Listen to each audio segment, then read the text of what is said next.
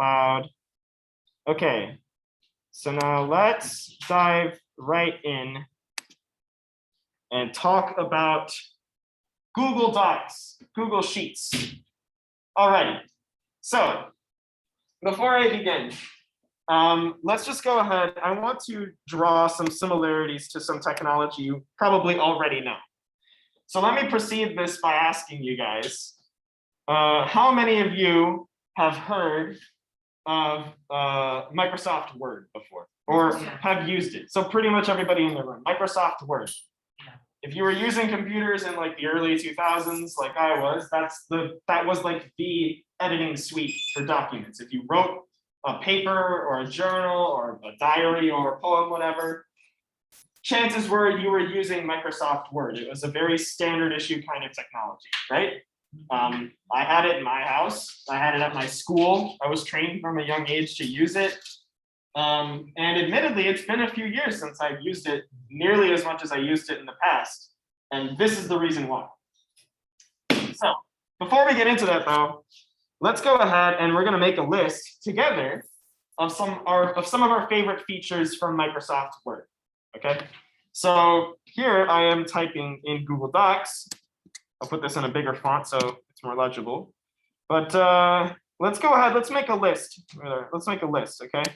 So somebody raise their hand. Tell me something you used Google Docs for. Can be as generic, broad as possible. I want some input. So Docs? Sorry, I'm so sorry. Microsoft Word. What is something you've used Microsoft Word for? Or a paper? A paper. Okay. So writing. Writing a paper. I can't write, apparently. Writing a paper. Okay. What else do we got? Anything? Saving data. Saving data? Yeah. Okay. Anything else? You guys say you've all used Microsoft Word, so you guys think of any applications you used it for? Sharing data. Sharing data, yeah, yeah. Or it could be sharing a paper, sharing, you know, whatever, right. That's Microsoft Word. Have any of you guys used Microsoft PowerPoint before? Or, okay.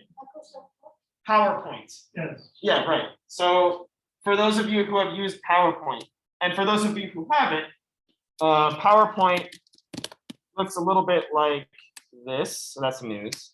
Let's get images. PowerPoint looks a bit like this. You definitely have seen a PowerPoint slide before. It's a slideshow. That's all it is.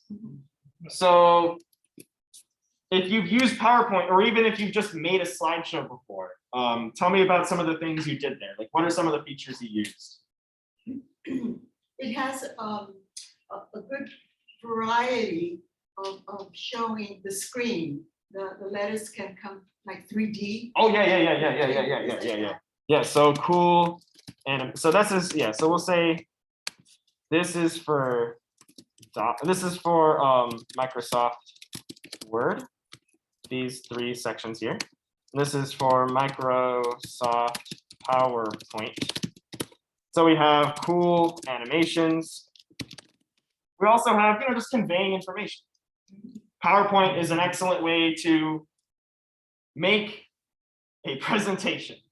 And it doesn't have to be word vomit. It can be a bunch of slides with nothing but pictures. If you guys were here for my very first session where I just talked about myself, you'll notice that that entire slideshow had maybe 20 words on it. I used mostly pictures, and then I just had a bunch of slides and iterated through them while explaining the context behind those pictures. But you can have cool animations, a great way to convey information, right? It's a great way to just get points across and to deliver things to audiences. And then, of course, I feel like it'd be missing out if I didn't include this. We also have Microsoft Excel. Has anybody used this before? Yeah, we may have a few who use it. Yeah. So can someone tell me what do we use Microsoft Excel for? Spreadsheets. Yeah, right, yeah. So yeah, spreadsheets. So spreadsheets, managing finances. numbers, yeah. So what we have here that I typed onto this slide, onto this document, is a very rudimentary list. I mean, to get my point across, there was a certain point where you could buy the Microsoft, it's called like Office 365 suite, which included all three of these and then a few other products. There was a point where the selling price for that was like $300. This is not $300. They had a lot of features in there with varying levels of complexity. The beauty of these technologies too is that you could just hop right in and start typing. You didn't need to engage with a tutorial. You didn't really need to look up much online. With Microsoft Word, for example, it's just a blank space, and you can start typing, and your document is appearing. Then, if you want, you can fiddle around. You can make it pretty, add whatever, like pictures or like popping visuals. You can put it in the folders. Yeah. And there's great ways to organize it. Make it. I mean, I as a kid, I really loved messing with these tools. When I was like 6, I would go to my mom's computer, which by the way, I destroyed that thing. Like I downloaded a virus or something when I was like 8. But that's besides the point. Before I did that, I would use these programs and I would just type random stuff. Like I would like once I think I saw like a Batman movie, so I just typed like a story about Batman because I thought that was cool. And then I would print them out and I'd punch like binder holes into them, and I put them in a binder. And that binder is like sitting in my closet. Occasionally I'll like look at it to be all nostalgic. But besides the point, I would then, or sometimes like I would present things to my classmates. So my class had we had like a whole unit about the American Civil War. So to like flex on all the other kids and make myself look really smart, I would make the slideshows, but they wouldn't be like white background on black or black text on a white background. It would be like 5 different colors and 40 different graphics and a bunch of pictures, and they're all like flying around and making noises and stuff. I was like a composer, with the slideshows.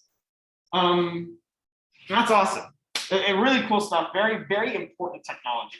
If you've read some kind of scientific publication, there's a very good chance it came out of something with this. It was written with something like Microsoft Word. The data was handled via Microsoft Excel, and they presented it to their contemporaries using Microsoft PowerPoint, or with similar technologies, which we'll get into today. Now, that's all good, right? It's great that these technologies offered these different features. Does anybody know any of the annoying parts of these programs? Or has anybody had a terrible experience with one of these? Has anybody had a bad experience with some of these technologies? I've lost stuff. You lost stuff. Oh, how many of you guys have lost stuff because of one of these programs failing? Yeah. Do you want to tell us like what happened? Like, I mean, you don't have to, but like. You don't want to hear my reaction. Okay, well, we can just assume something mysterious and terrible happened. But yeah. A simple, stupid way, you highlight the accident and then you hit the Oh yeah, and then it just all disappears. Yeah. So and that's like, and that at least there it might be like a paragraph or something and it's gone. But I have horror stories. When I was in like elementary school, I had to write like, I don't know, a paper about like Abraham Lincoln. And being like 10, I wrote my 3-page paper on Abraham Lincoln to like the best of my ability. It was all good and beautiful and ready to submit. And then I opened my computer the next day to print it out. Where's the file? Where did it go? My 10-year-old brain forgot to hit the save button.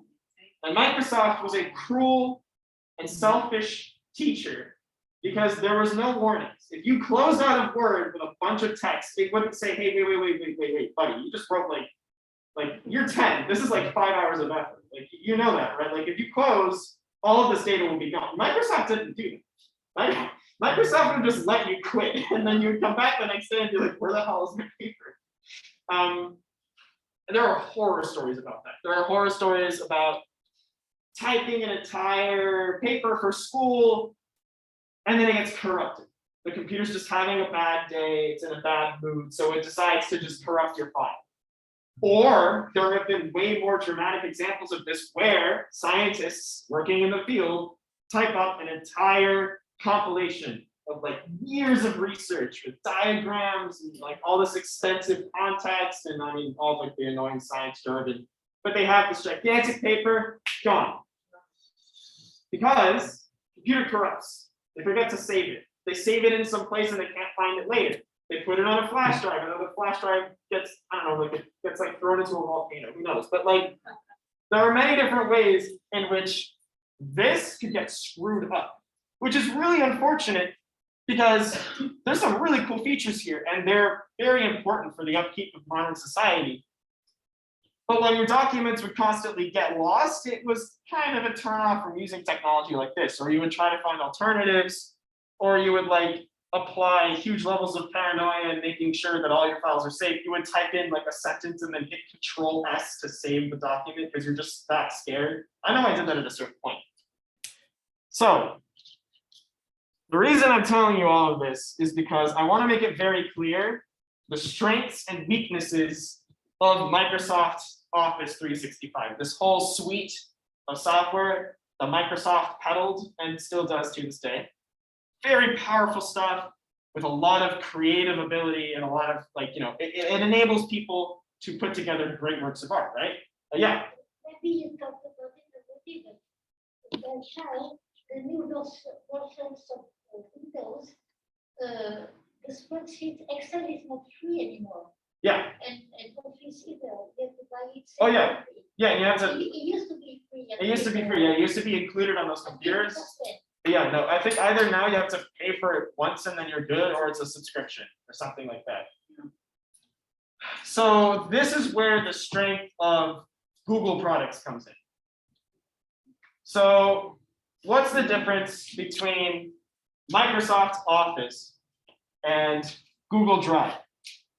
The main difference is that when I type stuff here, it is really hard to lose that data because it's not stored on a single machine. All of these words I just typed, right? They don't belong to this computer. These are on the cloud. Now, I say the cloud. You guys have mentioned the cloud in class before. It's a kind of sometimes loosely defined and like fickle word, right? But the cloud, when we talk about the cloud, I feel like I'm talking about like a religious figure, but when we talk about the cloud, we are referring to storing data online, which is crucially different than storing data on a local machine. Why? If you store data on a machine and the machine gets thrown into a volcano, or you leave it on a train, or you lose it, or I don't know, you sell it, you forgot that you had this document on it. If it's on a machine and that machine is screwed up somehow or lost, so are the files that come with it. If it's on the cloud, it's a lot harder for that data to be lost. And there are many, many, many, many, many different companies that make billions of dollars using this technology, using cloud computing. So for example, how many of you guys have ever heard of Dropbox? Maybe a few of you, okay. So Dropbox essentially is just, it's cloud storage for the layman. It's the ability to just have your own little space on the internet. You can throw files into it. And then that means the internet is now the one holding on to your files. The only way for those files to be lost is if Dropbox goes down or gets hacked or something, which is very, very unlikely. If the internet goes down, which is also very unlikely, or if you don't have internet connection, then you won't have access to those files. But otherwise, it's almost like a vault. It's like an impermeable vault. So Dropbox is good for like, you know, everyday users to just put files online and keep them there for safekeeping. Another example is Amazon. You guys know Amazon has an online store. You can buy different products on it, right? I mean, I know I've bought stuff on Amazon. But another thing that makes Amazon a lot of money is something called Amazon Web Services. So Amazon Web Services, if you're fast, you'll notice if you click on a website, there's like a 1 in 3 chance as you're loading the website, your browser will briefly tell you you have accessed something called AWS. Oh, I went to it like while you're loading in some blog, like a fashion blog or cooking, whatever, it'll briefly say at the bottom of the screen, aws.something.com. It's the backbone of the internet, and it allows companies to store data online. And then those companies can move that data between different departments within their organization, or they can broadcast that data on websites. But that is another example of cloud computing. So now with this really cool, powerful technology that allows files to be kept much more safe, Google came along and applied that to stuff like this. So essentially, it married Office 365 to cloud computing. That's a lot of jargon. Does anybody have any questions? Anybody at all? Any questions? No? Okay. And if there's any questions, remember, you can interrupt me. Don't be rude. I don't think you will be, but do interrupt me. So, okay, so we have this here document, right? So I don't know, I'll call it like, what day is it? It's like 3/7, I think. Yeah. All right, so we'll call this 3/7 class notes. I'm going to show you something really funny. So I've typed it all on this computer, right? So let's go over here, and I'll explain this in a moment. I'm going to hit share. And then down here with copy link, I'll go ahead and I'll copy link. I'll hit done. Now, if I go to my messages, I will go ahead, I will write myself a message. Let's see, yep. Write myself a message. Then I go to my phone and open that message. This is like a MacGyver thing. Hold on a second, might be still sending. I want to show you the magic trick, so just bear with me here. Where'd it go?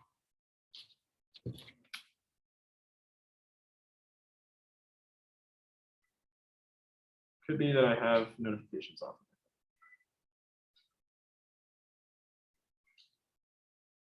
Okay, for some reason it won't, wait, hold on. I'm gonna show you guys this in action, I promise, and that is why I'm sitting here and messing with my computer for you. Okay, that should do it. So I wrote this, but lo and behold, when I open my phone to connect to the internet here, CBN guest 2018. All right. Okay. Now, it looks a little bit funky on my phone, and I know the text is small, but look, it's here. It's on my phone. The display is just the same. It's a little bit like streaming. So what this enables us to do, because we are combining the document creation powers of something like Microsoft Office with cloud computing, it means I can open the document from anywhere. If I really wanted to, I could sit at this computer and start working on my data science homework. And that will be totally fine. I don't care that I won't have access to this machine later. I don't care if this machine explodes. I can just work on it, and then I can go back to my apartment, open it up on this computer or a different one, and it'll be there for me where I need it. So that's the biggest strength of Microsoft, or I'm so sorry, of Google Documents, and it's why you'll see most students nowadays use Google Docs. Another thing, it saves in real time. So there's no more data corruption. There's no more like, oh my God, I forgot to save 5 hours of work. Every time you type something, it will save it. Now, an example of that, and another thing too, it will save it and it will compile a history of your document. So I can look here, I can see the history of this document. This is the current version, right? But on the right here, I can go over here and now I can see back when the page was still young and fresh and had absolutely nothing on it. Or I can even look and see even more detail. Let's look at this version. You see, this is the version when I only had a 1 on the screen. And this is the version when I was writing a few more things. And this is the version when I was almost done. And this is the version when I was complete. So then if we go back, that's what we have here. Now that's really powerful because that means it's like maybe I wrote something within the last hour and I just want to scrap the entire thing. I don't like any of it. That means you can just go into the history viewer and restore a version from 1 hour ago. And it saves all of these versions. It's an excellent, excellent tool. And it means if something terrible goes wrong, like say you highlight a big body of text and then delete it, you can just look at the document history and restore it from there. Now, first of all, what I've done so far has been recorded. So the process of me going into the history and like looking at different versions is in a video, which will be shared with you. So that's good. But now let me go ahead and show you guys how you would get started with this kind of technology. So I was here and I was just like, I opened the class with this document, right? I didn't actually show you how I made it. But if I want to make a document, here is how I would do that. So I'm going to open a new tab on my browser, right? Let's go ahead and I'm going to go to drive.google.com, okay? So if I go to drive.google.com, or alternatively, let me make sure I'm in the right one. If I go to drive.google.com, then I will be taken to this page here. So this is my Cornell Google Drive. Has a bunch of Cornell stuff in it. It's taking a little bit of time to load, but that's okay. So this is like a home to all of the different documents I've made in Google Docs. So for this, actually for this class that I'm teaching you guys, I've organized it into folders. So we can see here, I have some folders for like my classes. I have a folder for like career searching. I have a folder for all the classes I took first semester. I'll zoom in a little bit more visible. Can you guys read this okay, or should I zoom in a little further? You can read it okay? A little bit, Sure. How about, is this good? okay. Yeah. So I have a folder for a project I'm working on at Cornell. I have a folder, I think this has like my resume in it or something. Yeah, something like that. I have a folder for like career searching. I have a folder for my part-time job. I have a folder for the classes I took last semester. Another folder for my part-time job. I think this is something to do with a class I'm taking now. And then this is all the classes I'm taking this semester. So first of all, I'd like to point out, I have the ability to put stuff in folders just like I would on a computer. And the cool thing is, I can organize it like I do here. And then again, I can close this computer and go over to my apartment and open up a completely different computer. And the files and the way that these files are arranged will stay the same. The integrity of that organization will be consistent. So I can still navigate to the files if need be. So let's go ahead, let's go to the second semester because this is where my classes are. We'll go to the independent study because that's what this is. You guys are part of this experiment.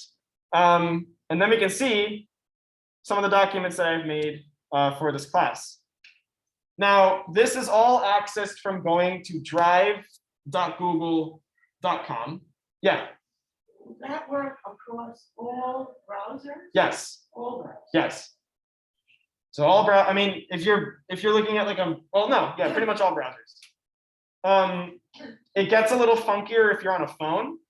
If you're on a phone, you have to download the respective apps. So if you want to edit a Google Doc, you got to download Google Docs on your phone. If you want to edit a Google slideshow, or also known as a Google Slides, you have to download the Google Slides app. But you could then just edit it on your phone. And I've done that too.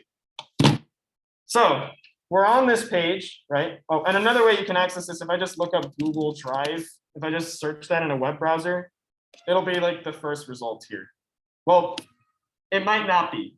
You should be very careful. We're going to do another class on phishing scams. But be very sure that when you're clicking on the link, above the link, it says like https://google.com, stuff like that. Anyways, it should be one of the first results. You got to be a little careful when you click on it, make sure it's not a scam. But here, like, okay, we go to Drive and it takes us to the same interface. So let's go back to the Cornell Drive.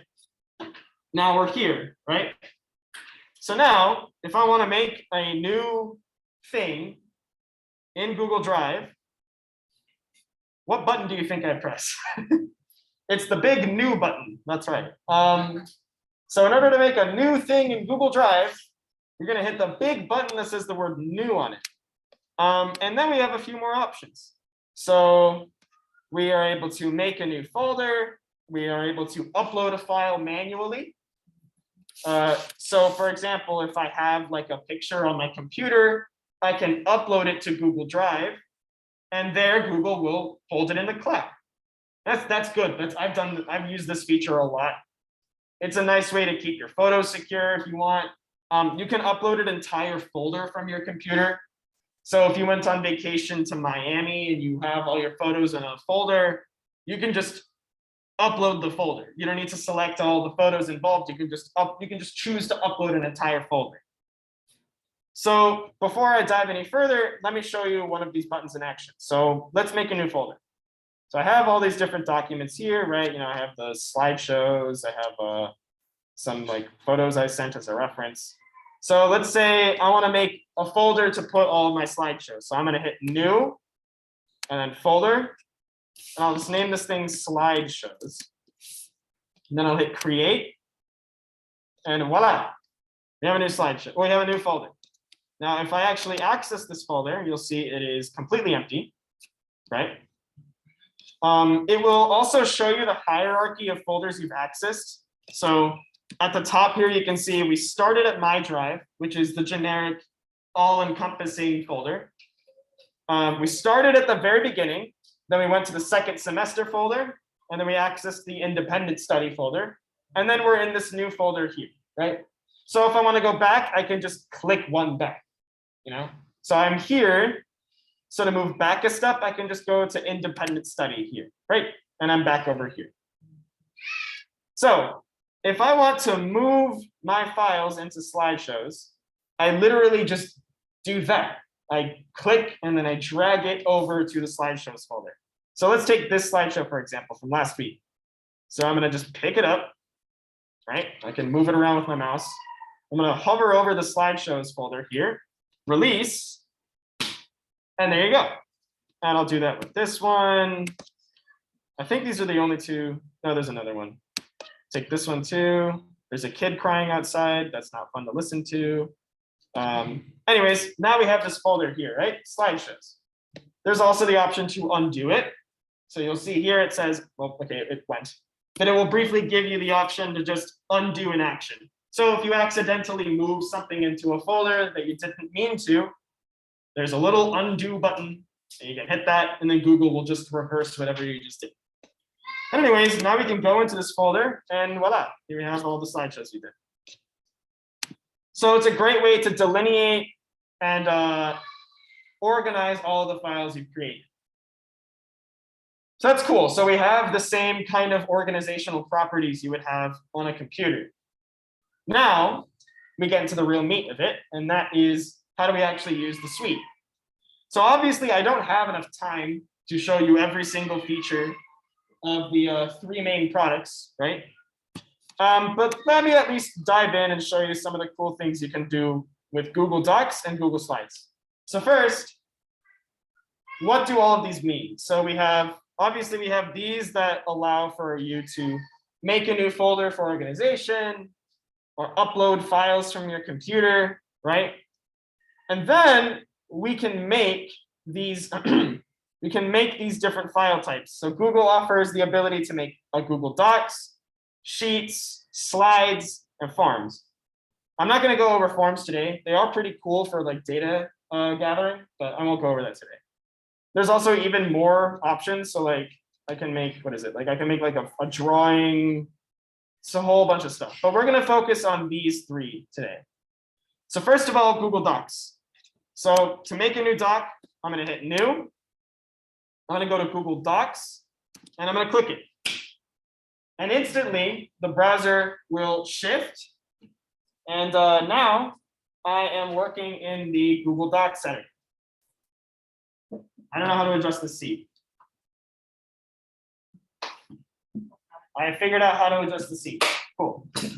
And it doesn't matter. It literally feels exactly the same. But okay. So now I made a new Google Doc, right? And it instantly takes us to this editing suite. And there's a lot of stuff to work with, right? I'm going to zoom in so you guys can see everything. So what kind of information do we have? So for those of you who are acquainted with Google, with Microsoft Word, these features will be pretty familiar to you. We have the exact same features you have in any standard issue text editor and more. So let's, I don't know what's actually right in this document. What can we write? We can write, let's write a summary about this class, okay? So, hi, my name is Augustine. I am a master's student at Cornell, conducting an independent study teaching senior citizens on, I don't know, I don't need to capitalize those words, senior citizens on Roosevelt Island about tech literacy and computer science. Okay, so I wrote like a little summary about the class I'm conducting here, right? Well, this is boring. I don't want to read this. There's no title. There's nothing. It's just a paragraph, and it's all in Arial font.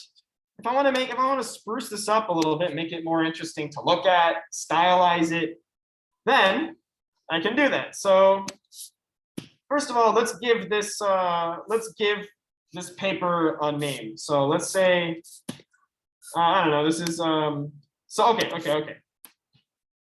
So one thing we can do is Google comes with some canned formats. So right out of the can, you can just select a different format for your text.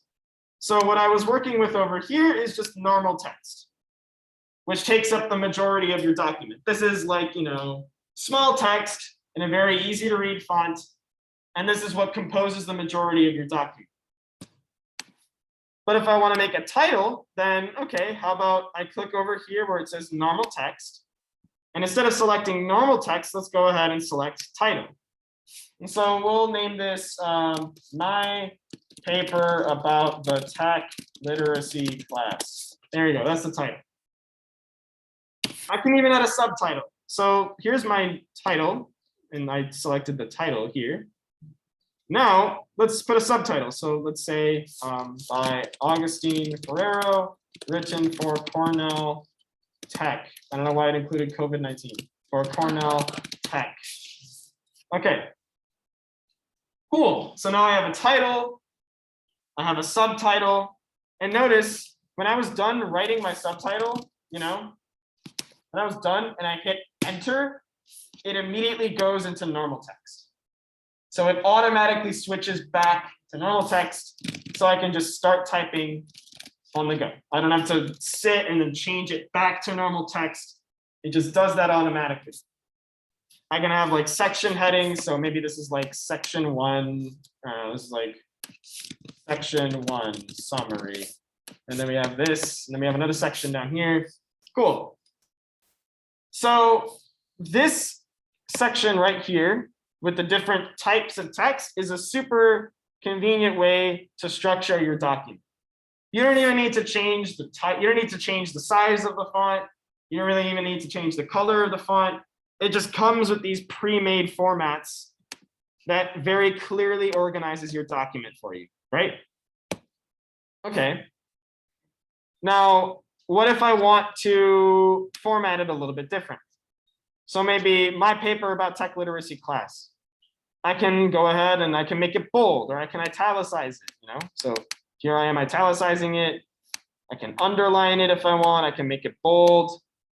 I can change the color of the text. So here I can make it red, which is kind of cool, I guess. I don't know if I like that shade of red. I'll go with this shade of red. Yeah, I can make it red, and there's a whole like color wheel to choose from. Yeah. So I can choose any of these colors if I want. I can even add like, I can like drag around a color wheel and like mess with colors like this. It's extremely customizable, right? So I can bold the text, I can italicize it, I can underline it. I'll do all of those. So we can bold this guy. We're gonna underline this guy, or yeah, we're gonna underline this guy, and let's italicize the first few words of this paragraph. So see, I'm able to really get into the details and change around how the text looks, just like you would in Microsoft Word. I can also change the size of the font. So maybe this 11-point font, maybe I think this is too small. So here I can just change it. I can type in a new font, or I can just hit plus or minus until I find a font size that I'm comfortable with. I can change the font that I'm using. So here I'm using Arial. Maybe instead I want to use like Proxima Nova or something like that. So let's change it to this. And then it changes the font a little bit. And I mean, when I say you can change the font, I really mean it. Like you can, there's hundreds of fonts to choose from, even here. And then if you want, you can look at more fonts and discover even more tools for yourself. So already, right off the bat, this has been like 5 minutes of me showing you some features. And already there's like millions of different ways you could compose a document, right? So more basics. If I want to make a list, then I can go, let me show you. One of the options I have available is I can make a bulleted list. So let's go ahead, I'll put Augustine, I'll put the names of myself and my siblings. So you have Augustine, Max, Chloe, Cammy, right? These are different people in my family. Maybe I want to make a numbered list. So I can do here, I can just say numbered list. And then I can say, I don't know, Cornell, Harvard, Columbia, whatever. Yeah. Terrible working. When I don't want to have the dots on the cell, it goes automatically. You go to the next line, and then it adds a number. But if you don't want another number, what do you do? You mean, okay, so then, like, how do I end this list, you're saying? Like, so, is this where you're talking, like, see how I hit enter and it added a 5, right? Like, it just, so if I'm here, and I hit enter, it adds a 5, right? So if I want to get out of that and get rid of the 5, I hit enter one more time. Yeah, if I hit enter one more time, it'll get me out of the list.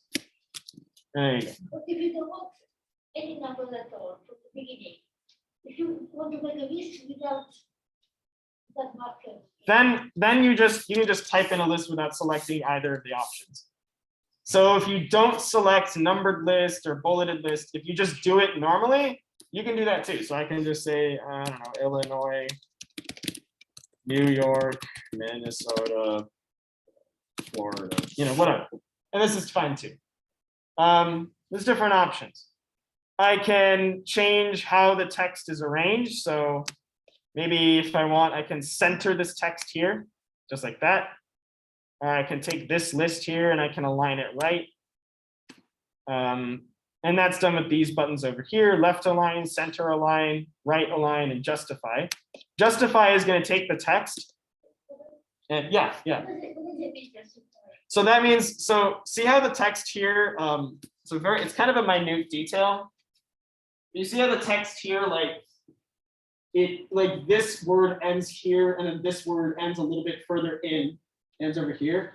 So what justify does is it forces each of the lines in the paragraph to be equally spaced. So it forces them to hug the sides of the document, which is nice if you're making like a formal publication or a paper. This is a good format to use. Okay, what else can I show you? So gone over that. Now that's all good, and we know how to, yeah. But my question This is backup storage. This goes to the cloud. Well, even the OneDrive in Microsoft, they all feed, goes to the cloud, but it's still Yes. saved on your machine. No, Never. this is entirely on the cloud. This would be a secret document, no one could break into your computer and it wouldn't be there. No, it would not be there. The only way for them to access, if someone were to access this machine in a dubious way, the only way they would do that is if they hacked your Google account. But there's no copy of this saved on your machine whatsoever. Can you do it? Can you save on your machine? Yeah, if I want, that will be the next part of the lesson. And are there any other questions? Is this the way of the future, Google? Uh, Is this going to take over Microsoft? I mean, it pretty much already has. If you look at the popularity of Microsoft Word in comparison to Google Docs, it's plummeted since the advent and popularization of this. I remember when I was in like elementary school and middle school, I used Microsoft Word like exclusively. Right. When I was making presentations, papers, whatever. Now, I haven't touched that technology in years. I only use this. My high school made me use this. My college made me use this exclusively. Cornell, exact same thing. This is free. Yes, it's entirely free. You're allocated 5 gigabytes of storage for free. I think, or it might be 50. I think it's either 5 or 50. Microsoft is fine. Yeah, so, okay, yeah. Thing is, if you're only making documents like these, it's really hard to fill up 5 gigabytes of space, unless you're typing out an entire book. However, if you're uploading a bunch of photos and videos, then you could get to the 5 gigabyte limit, at which point you can buy there's like a subscription or something like that. So yeah, but this is free. If you have a Google account, you can access this. But you have to have a Google. Yes, you have to have a Google account, It's free too. which is also free. So if you go to drive.google.com and you don't already have a Google account, or you're not already signed into your Google account, then it will just say, yeah, you can access this. You just have to make a Google account first. Yeah. That's what this Google account that I said. I've been asking several times, I've been asked Oh yeah, yeah. when I want to do something, to sign in. But since I'm using Google, how is it that I don't have an account already? So you don't automatically get a Google account because you use Google. So you can look stuff up on Google, but there's another step you have to make an account with them. What is the phase? Well, the advantage is you have access to this pretty much. You have access to all their different tools. So, for example, I've been using Google Mail since 4th grade. Like my email address is agferrero, or my personal is agferrero@gmail.com. Did I automatically give you a Google account? Yes, well, If you have Gmail, yeah, pretty sure. Yeah, is that what Gmail is? Google Mail? Google Mail. Yeah, yeah. yeah. I mean, It's very old. it is. I've been using it since it came out. Actually, yeah. You say that the email account is like, is Google account? It depends. If you have like a Yahoo account, Gmail, I mean. if you have a Gmail, yes, that's a Google account. I have Gmail, so what am I asking if I want to create a Google account? Yeah, I can't. You already have one. If you have a Gmail account, you have a Google account. So why does it keep asking us? Password. I don't know. I have a Gmail account. Yeah. Then I could go in and bring up Google Docs. So let's go. I'm going to go right now to my inbox. Hopefully there's nothing stupid in there. So let's go to my Cornell email. Okay. By the way, when I got into Cornell and then they gave me my new email address, it was like midnight and I just went here. I was so excited. Anyways, so here I am in my Google inbox. I did a quick scan and there's nothing stupid or precarious on my inbox, which is cool. That's great. I'm good. I'm glad to hear that. But okay, there's nothing here at least for now. But if I zoom in a little bit further, now if I'm in the Google Mail, right? So obviously it has all my emails, right? Now another thing, I can go here on the top right there's support, settings, and Google Apps.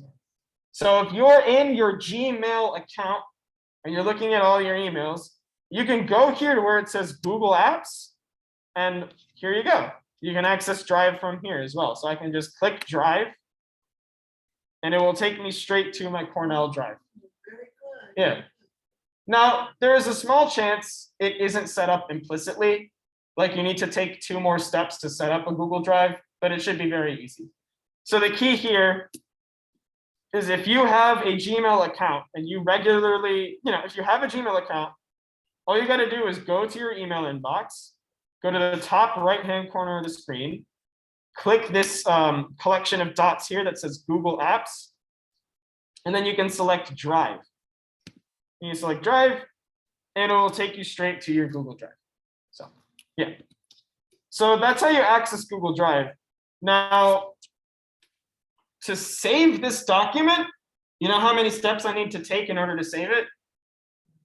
0. Nothing. It's done. The only thing I have to do now, and I only ever have to do this once, is I have to name it. If I go, let's take a look at this folder together, actually. Here, so now in this independent study folder that I was showing you guys earlier, take a look at this. Here's the document from the beginning of class.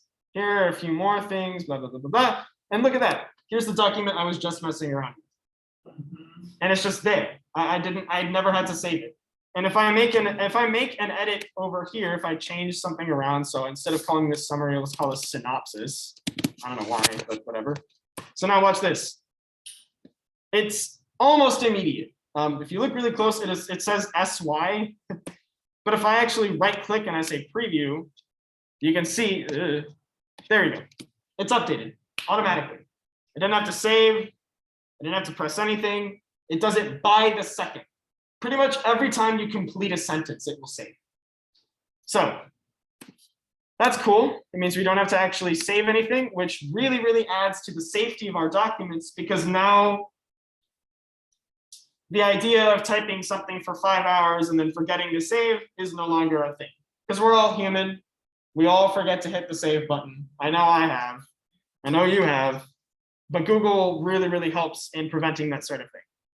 So now finally, I need to add a title. So at the top left-hand corner, it's called Untitled Document to start. All I gotta do is click, and here it's suggesting a title. So it looks at my document, it sees for the title, right, for the title section, I literally just named it My Paper About the Tech Literacy Class, right?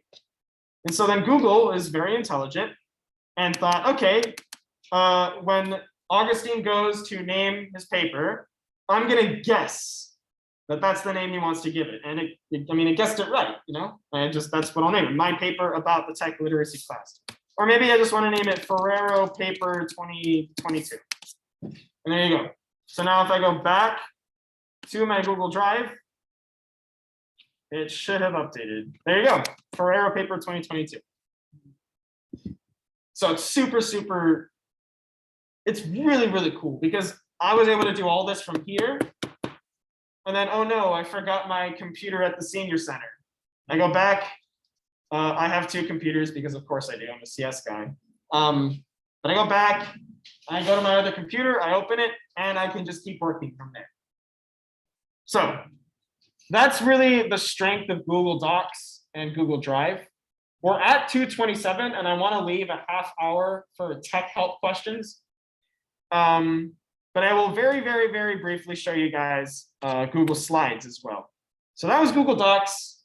It's like very rudimentary beginning. There's a lot of different intricacies you can do with it. I mean, like, formatting different stuff. You can insert an image, which that's actually kind of important. So if I go to insert and I say image, I have a bunch of different options. So I can choose to insert, I can upload it from a computer. I can upload it from Google Drive directly. So I can just pull a photo from Google Drive and drop it into my document. I can get the URL of the image. I can take a photo straight from my webcam, or I can even search the web. This is a really cool feature. So let's do this. Search for images. Let's look up Roosevelt Island. And there you go. I search Roosevelt Island and I hit insert and bam, it just puts it into my document.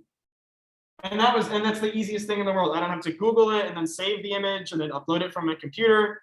I can cut down on a bunch of those steps and just search for the image directly and then insert it into the document like that.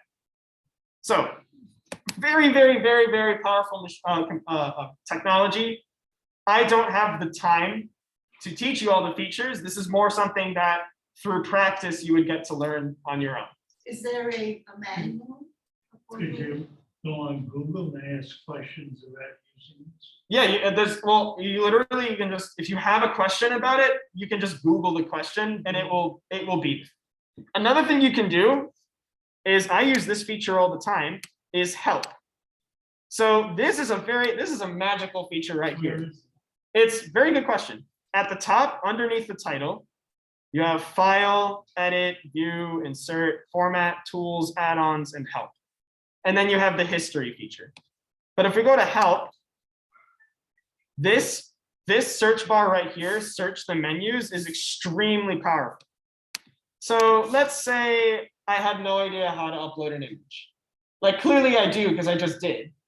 But let's say I have no idea how. So let's go to Help, Search, and then let's just say Image.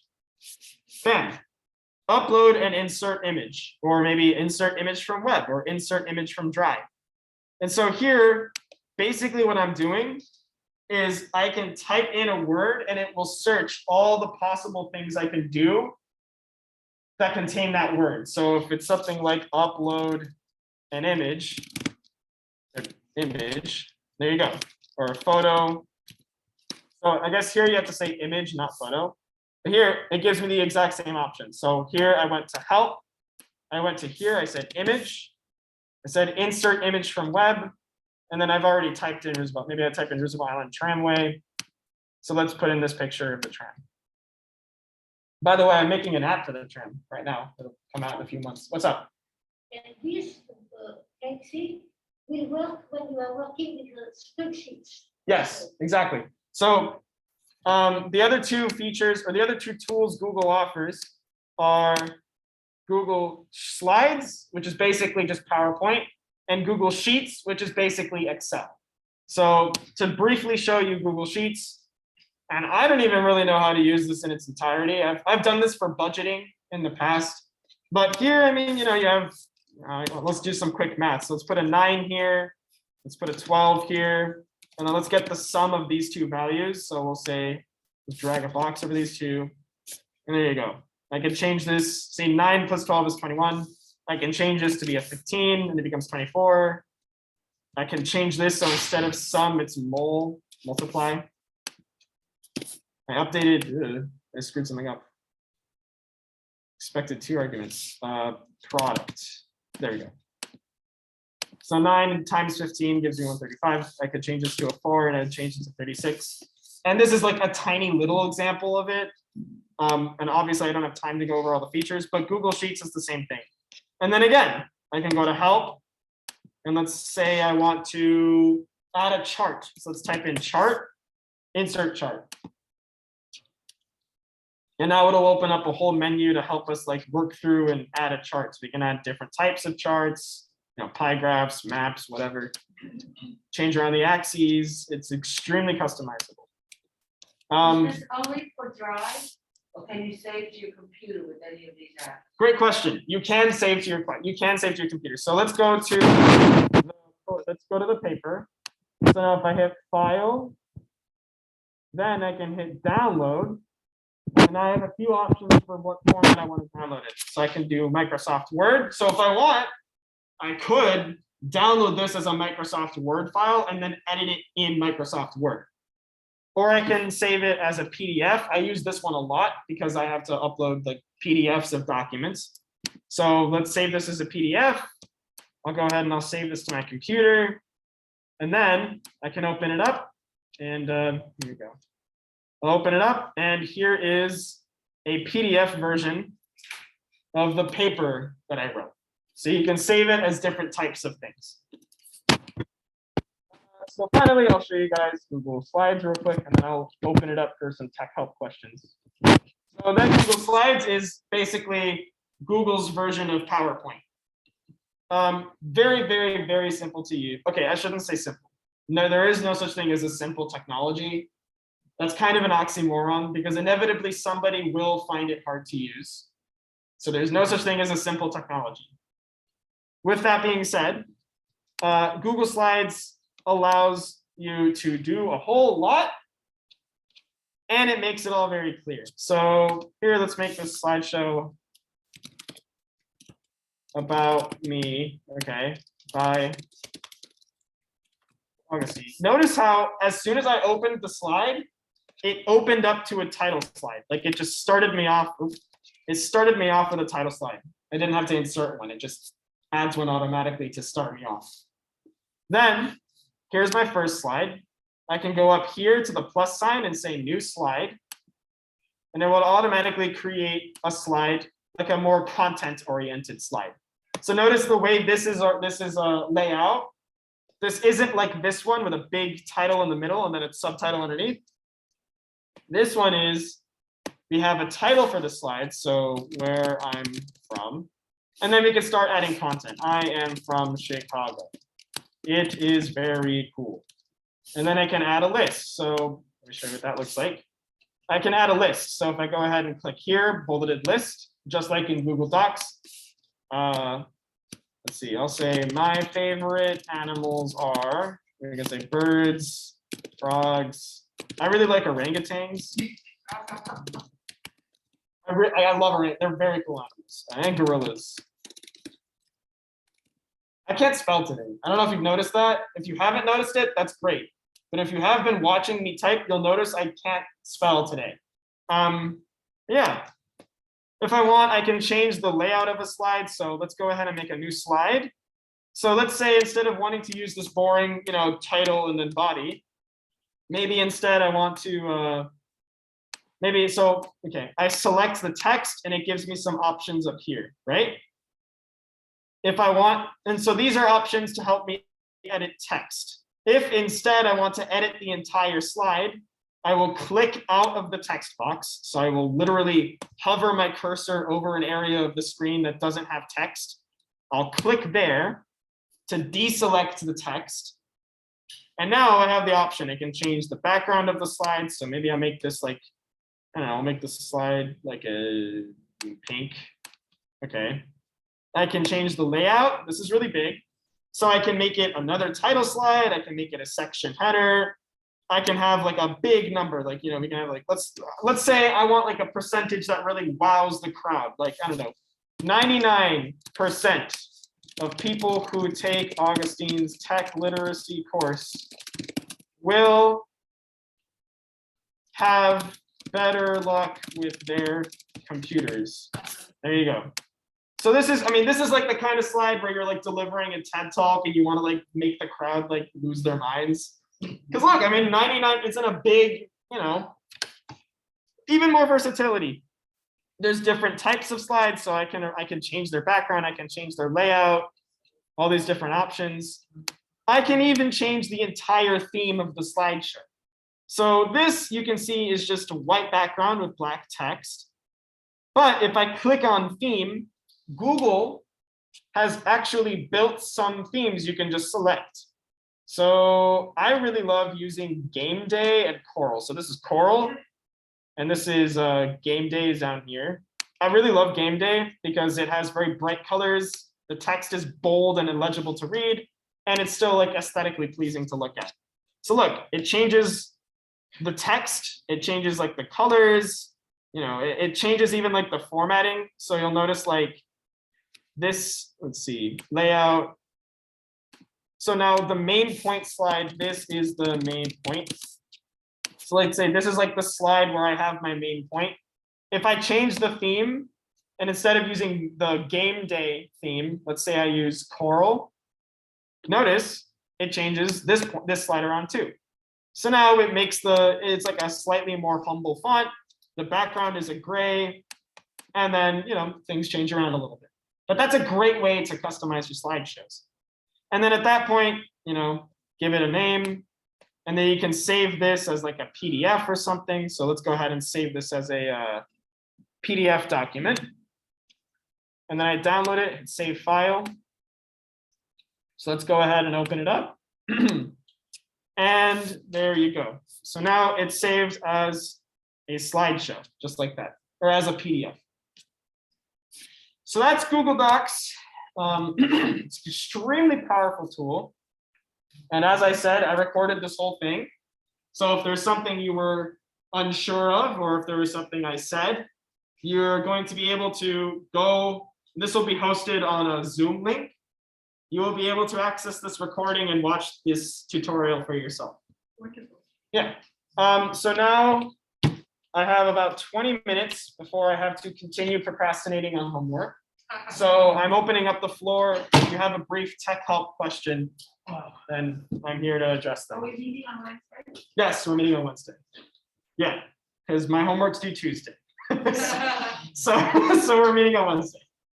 I haven't decided on the topic yet, though. Is there any so because on last Monday I passed around a sheet asking you guys to tell me like software you want to learn. So like, you know, FaceTime, Zoom, Google Docs. I didn't ask you guys for that for the Wednesday ones. So the Wednesday, remember, the Wednesday sessions are devoted to exploring computer science, looking at its history, contextualizing it, learning some of the math. So is there anything you guys are interested in that department? Like history or math or whatever? If not, I'm gonna come up with something, but I could use some math. you want me, I could teach you guys some math behind it. It'd be fun. You guys will learn, like, I don't know about you guys, but I don't like math. I mean, I like some types of math. I like linear algebra and geometry. That's it. I like linear algebra when I took it in undergrad. I had a lot of fun. Geometry just makes sense. A lot of people think geometry is the one type of math that doesn't make any sense. I disagree. I think because I enjoy the visual cues. Like I feel just geometry makes implicit sense. But in any case, there's a lot of math that feeds into computer science. So on Wednesday, I think we're going to go over binary, which is a really fun, cool concept, and it powers all of computing. And we're going to go over a few algorithms. So why they're important, how we move around data, the math, stuff like that. Good. Yeah. That's good. People So- technical and- So floor is open. I'll be here until 3, and then I will continue procrastinating. If you want some help, you can come up here and I will help you. So that's it. Thank you. Good question. Yeah. I have an Apple iPhone, but I get Safari. Could I get, what's the